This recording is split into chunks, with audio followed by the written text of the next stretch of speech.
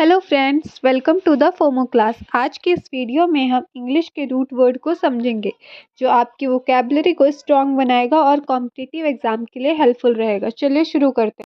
पहला root word है bio, जिसका मतलब होता है जीवन से संबंधित, यानी रिलेटेड टू लाइफ। चलिए इसे एग्जाम्पल के साथ समझें। बायोलॉजी। बायोलॉजी वो साइंस है जिसमें हम लाइफ और लिविंग ऑर्गेनिज्म का स्टडी करते हैं। बायोग्राफी यानी जीवनी। जब किसी पर्सन की लाइफ की स्टोरी लिखी जाती है तो उसे बायोग्राफी कहते हैं। जैसे महात्मा गांधी की बायोग्राफी पढ़कर हमें उनकी लाइफ के बारे में पता चलता है। नेक्स्ट वर्ड है बायोडिग्रेडेबल। ऐसे सब्सटेंस जो नेचुरल वे में डिकम्पोज हो जाते हैं उन्हें बायोडिग्रेडेबल कहते हैं, जैसे पेपर और फ्रूट्स। एंटीबायोटिक एक मेडिसिन होती है जो हार्मफुल बैक्टीरिया को डिस्ट्रॉय करती है। बायोस्फीयर वो रीजन है जिसमें लाइफ एग्जिस्ट करती है, जैसे लैंड, वाटर और एयर। बायोफ्यूल जब लिविंग मैटर से फ्यूल बनता है तो उसे बायोफ्यूल कहते हैं, जैसे इथेनॉल। बायोमेट्रिक का मतलब है बायोलॉजिकल फीचर का मेजरमेंट, जैसे फिंगरप्रिंट्स और फेस स्कैन। माइक्रोबायोलॉजी में माइक्रोस्कोपिक ऑर्गेनिज्म का स्टडी किया जाता है, जैसे बैक्टीरिया और वायरसेस। नेक्स्ट वर्ड है जियो, जिसका मतलब होता है अर्थ से रिलेटेड। जियोग्राफी का मतलब होता है अर्थ के सरफेस की स्टडी, जैसे mountains, reverse and continents. Geology में हम अर्थ के स्ट्रक्चर और रॉक का स्टडी करते हैं, जैसे कि प्लेट टेक्टोनिक्स और फॉसिल्स। जियोथर्मल जब अर्थ के अंदर से हीट निकलती है उसे जियोथर्मल एनर्जी कहते हैं, जैसे कि आइसलैंड में जियोथर्मल पावर काफ़ी यूज़ होता है।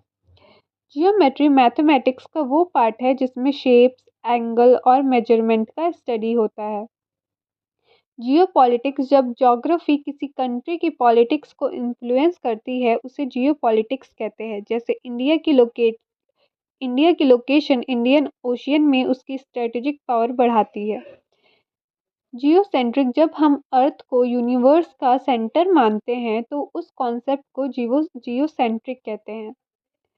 जियोकेमिस्ट्री में अर्थ के केमिकल कॉम्पोजिशन का स्टडी किया जाता है, जैसे मिनरल्स और रॉक। जियोफिजिकल का मतलब है अर्थ के फिजिकल प्रॉपर्टीज का स्टडी, जैसे ग्रेविटी, मैग्नेटिक फील्ड और अर्थक्वेक्स। नेक्स्ट वर्ड है हाइड्रो, यानी जल यानी पानी। हाइड्रो पावर जब पानी के फ्लो से इलेक्ट्रिसिटी जनरेट किया जाता है तो उसे हाइड्रो पावर कहते हैं, जैसे भाखड़ा नागल डैम से बनी हुई इलेक्ट्रिसिटी। हाइड्रोलॉजी का मतलब है वाटर बॉडीज का स्टडीज करना, जैसे रिवर्स, लेक्स और ग्राउंड वाटर के बारे में स्टडी करना। डिहाइड्रेट जब बॉडी से पानी कम हो जाता है तो उसे डिहाइड्रेट कहते हैं, जैसे गर्मी में ज़्यादा पसीना आने से डिहाइड्रेशन हो सकती है। हाइड्रोथेरेपी पानी के थ्रू ट्रीटमेंट करना हाइड्रोथेरेपी कहलाता है, जैसे आर्थराइटिस के पेन के लिए गर्म पानी की एक्सरसाइज करना।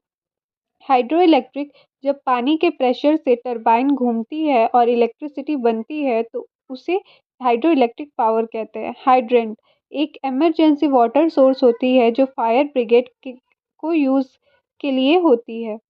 हाइड्रोप्लेन जब कोई व्हीकल पानी की सरफेस पर ग्लाइड करता है तो उसे हाइड्रोप्लेन कहते हैं। हाइड्रोफोबिया जब किसी को पानी से डर लगे उसे हाइड्रोफोबिक कहते हैं। नेक्स्ट हम बात करेंगे क्रोनो की, जिस जो समय से रिलेटेड होता है, जैसे कि क्रोनोलॉजी। क्रोनोलॉजी का मतलब है इवेंट्स को उनके टाइम ऑर्डर में अरेंज करना, जैसे इंडियन हिस्ट्री को एंशियंट, मिडाइवल और मॉडर्न पीरियड में डिवाइड करना। क्रॉनिक जब कोई कंडीशन काफ़ी लंबे ड्यूरेशन तक रहे तो उसे क्रॉनिक कहते हैं, जैसे क्रॉनिक कफ या क्रॉनिक पेन। सिंक्रोनाइज जब दो चीज़ें एक ही समय पर हो तो उन्हें सिंक्रोनाइज कहते हैं। एनाक्रोनि एनाक्रोनिज्म जब कोई चीज़ उसके टाइम पीरियड से बाहर दिखे तो उसे एनाक्रोनिज्म कहते हैं। जैसे अगर किसी हिस्टोरिकल मूवी में स्मार्टफोन दिख जाए।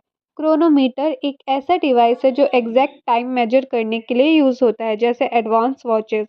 क्रोनोग्राफ जब किसी इंस्ट्रूमेंट से टाइम रिकॉर्ड किया जाता है, जैसे स्टॉप वॉच, तो उसे क्रोनोग्राफ कहते हैं। क्रोनोलॉजिकल जब चीज़ें टाइम के सीक्वेंस में अरेंज होती है तो उसे क्रोनोलॉजिकल ऑर्डर कहते हैं, जैसे अपने स्कूल जर्नी को क्लास वन से लेकर आगे तक बताना। आइजोक्रोनस जब कुछ सेम इंटरवल्स पर होता है, जैसे पेंडुलम का स्विंग तो उसे आइसोक्रोनस कहते हैं।